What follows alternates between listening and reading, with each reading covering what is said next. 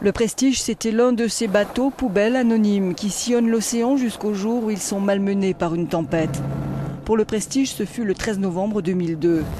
En pleine tempête, le navire, un pétrolier monocoque libérien battant pavillon aux Bahamas et avec 77 000 tonnes de fioul à bord, subit une voie d'eau face aux côtes de Galice, dans le nord-ouest de l'Espagne.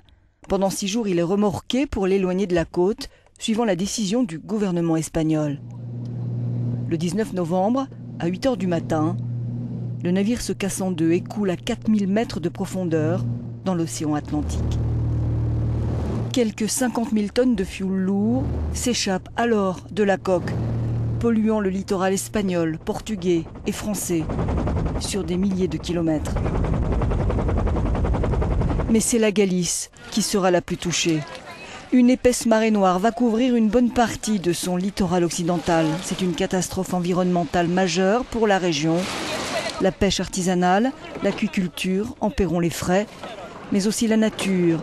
25 secteurs protégés sont touchés, 115 000 oiseaux périssent. La catastrophe suscite un énorme émoi, une mobilisation massive. Plus de 300 000 volontaires venus de toute l'Europe participent au nettoyage des plages et des roches souillées en Galice.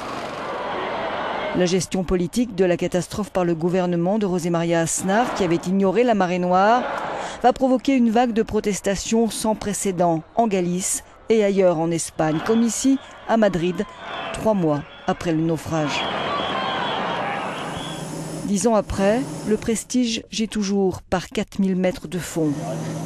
En 2006, de nouvelles fuites de fioul ont été détectées.